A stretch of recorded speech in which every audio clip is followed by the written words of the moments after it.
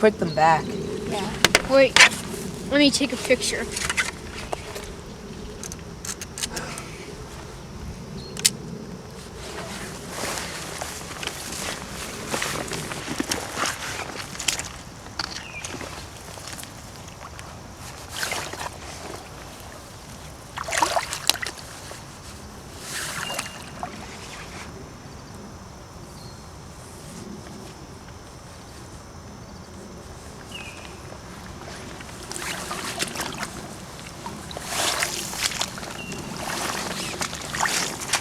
It looks like there are frog egg masses over there. Do you want to try, Victoria? Sure, but before we go, it looks like the sun just came out and I'm getting pretty hot, so we should probably take off our raincoat. Good idea.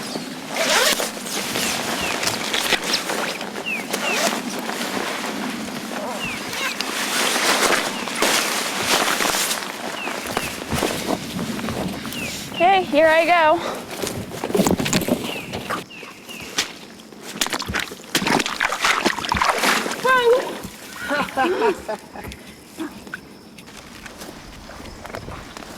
It's not that easy. I think the eggs must have been laid on a small branch or something. Ooh, got it.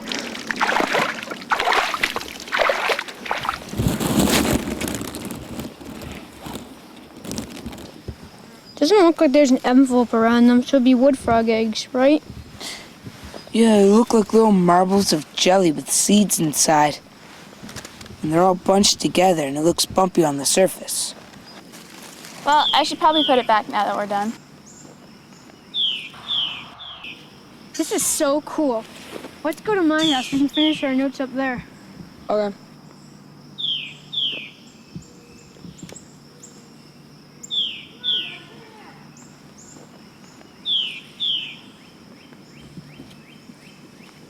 Me and my mom will make us lunch.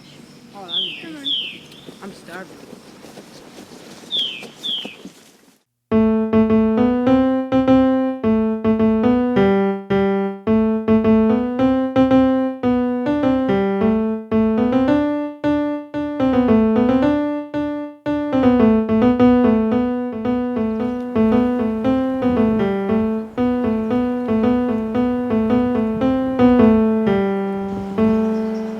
So we're here at the Hennessy property, and we have to find a neighborhood source of pollution that's contaminating Miscoe Brook. And then we have to inform people so it doesn't become a real threat. I don't get what you have to do with this. It's not like it actually involves us. Well, all water is connected. If one person pollutes it, then it can affect everyone. Yeah, because Miscoe Brook goes into the West River, which goes into the Blackstone, which flows into Narragansett Bay, and then it goes into the sea, which just proves that all water is connected.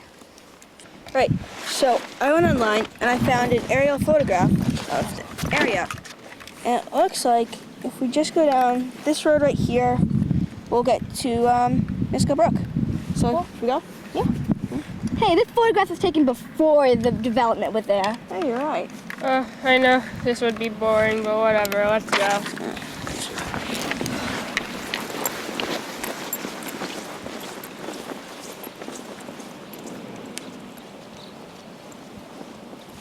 Wow, I never thought it would look like this. So big. Me either. Hey, look, a Canada goose. Whoa, that's so cool! Hey, look, there are some ducks! And look at those spiders. They're so cute. Maybe this won't be so bad after all. Are you okay, Drake? I think he's scared of spiders. Oh. Is that a spider on the water? No, that's a water strider. How do they stay underwater without thinking? I think it's called surface tension. Yeah, basically what happens is the water molecules want to stay together, so it creates a kind of elastic surface. The tension between the molecules isn't really that strong, but if you balance some things correctly, they'll just like sit on top of the water. How do water striders do it, though? It seems like they're fairly heavy, and they move around. Yeah, water striders are too heavy to stand on the water, but their legs are built in a special way with this kind of wax, and they have little hairs that like trap the air, so that just helps them stay on top of the water. What's that orange stuff in the water? Oh, gross. Is that dead fish? That's what it looks like. I bet this water is polluted.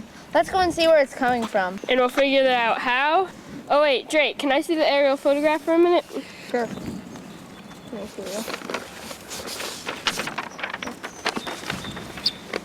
I thought so. There's a little creek thing here. I bet that's where it's coming from. Okay, let's go.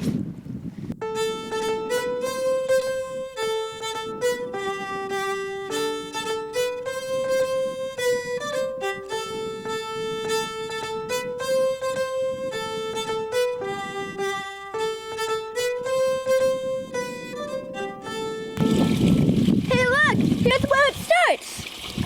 Wait a second. The water's coming from a pipe.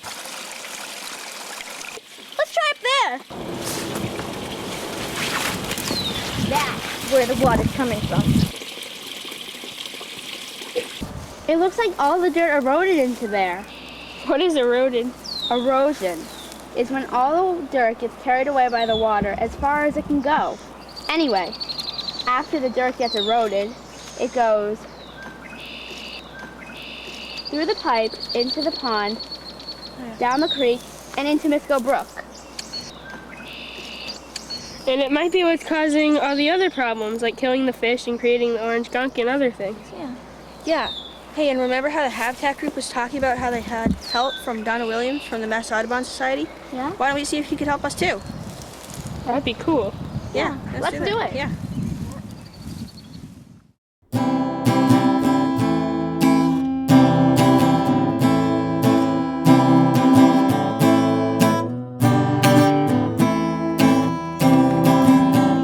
Look at that.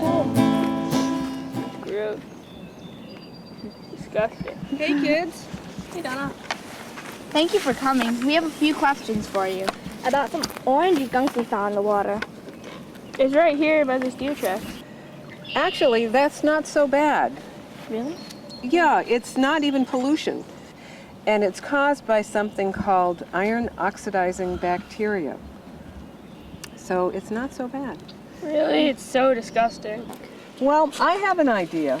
How about if the four of you grab some water samples from different streams around here, and we can check them for turbidity.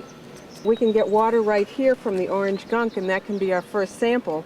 Then we put them in a turbidity machine, and we can compare the results. What's turbidity? Turbidity is the cloudiness in water. Often it's caused by dirt, but it can be caused by other substances. And the problem with dirt in water is, as the water gets darker, the temperature raises. The darkness absorbs heat from the sun. So by the temperature of the water going up, it holds less oxygen. And the critters that live in water really need oxygen. The more oxygen, the better. So we want to keep water cool to keep more oxygen in the water. And then another problem with dirt or turbidity is that the dirt gets into the fish's gills. It clogs their gills, so they have trouble breathing. Wow. Sounds really bad. I mean, like, Well, and we could have a problem from this new construction up here on the side of the hill. But I'll go to my car now and get the turbidity meter. okay. Okay, let's split up and get some samples. I'll go with Jordan, and we'll get some samples by the drain pipe over there, where we were the other day. And Drake, you go with Robert to get some samples here, and by those bushes over there. Okay, this sounds sort of fun. Yeah, let's go. Okay, let's go meet at the tree when you're done. Sure.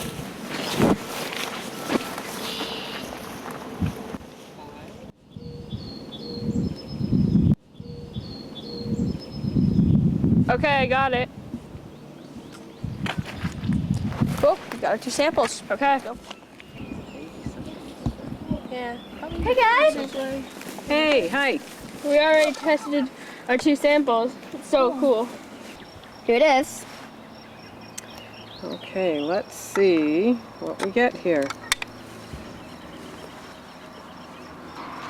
129. So the cloudy water could absorb heat from the sun, and then it would have less dissolved oxygen for the little critters that live in the water. And then there'll be dead little critters. That's right. And all the dirt could be coming from the drains in the development? That's right. Yep, but it's not just the dirt from the development that we have to worry about. All the people park their cars up there on their driveways, and then, of course, they travel on the roadways.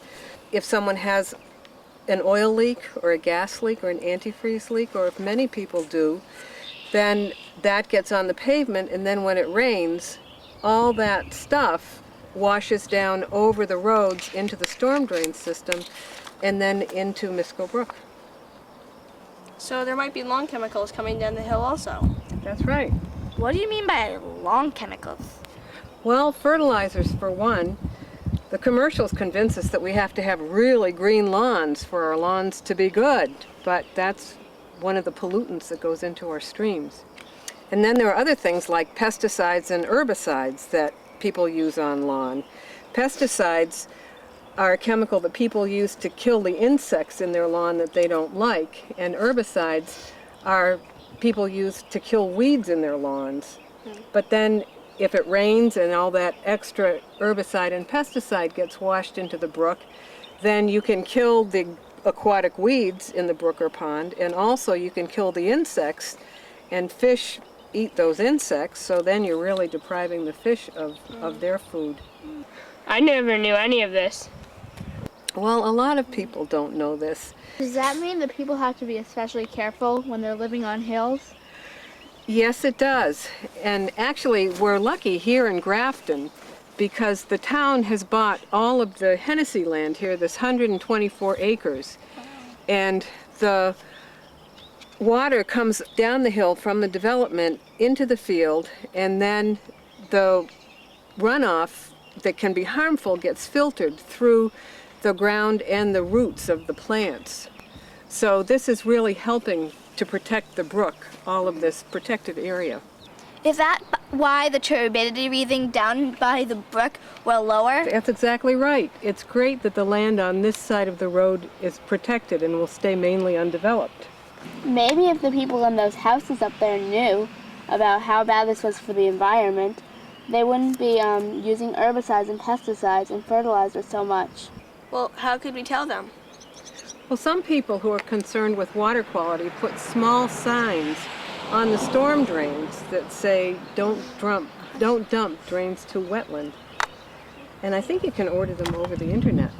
We should do that. Yeah. Really cool. Yeah.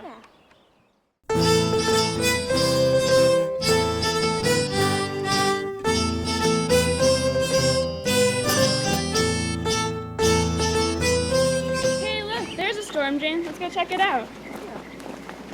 Let's label this one. Look at all the runoff going into it. Oh, yeah. Yeah, it looks good. Okay, so here's the first direction. Make sure the application surface is clean, dry, and flat, which probably means we have to clean it off.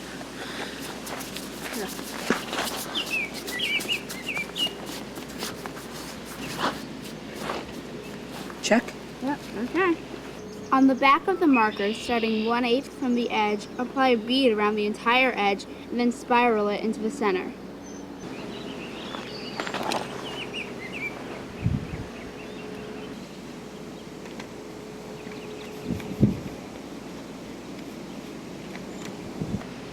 Okay.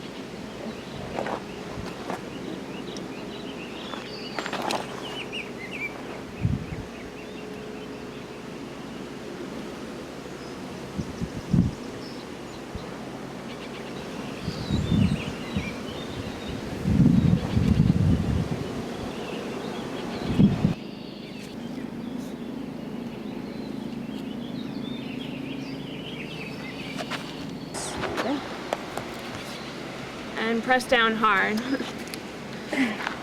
Okay. No dumping. Drains to wetlands. Looks good. Yeah. Yay, we did one.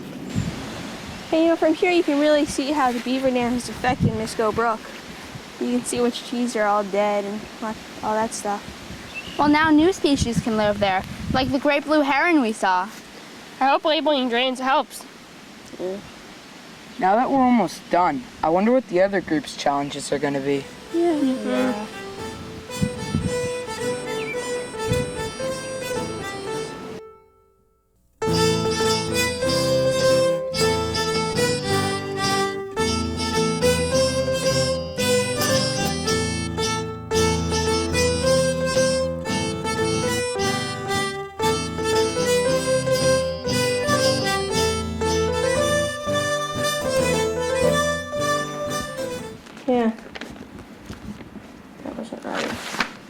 wasn't right. I'll be there. Sorry.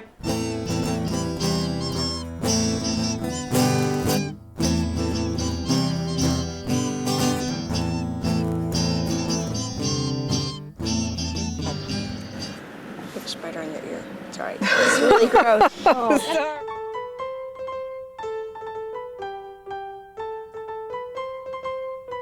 Alto, Glock, and Vibratone.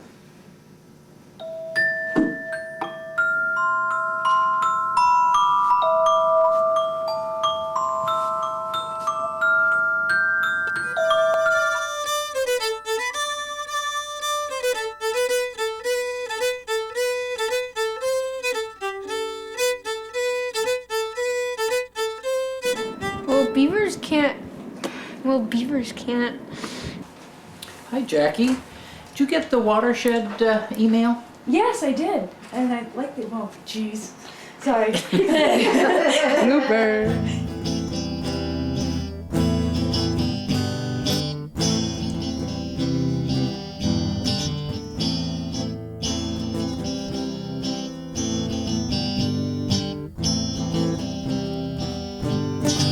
So there probably won't be fish in there.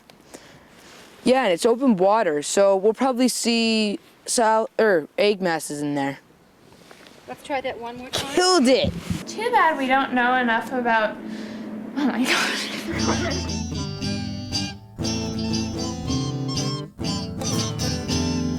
We'll probably see egg masses. I'll take a picture.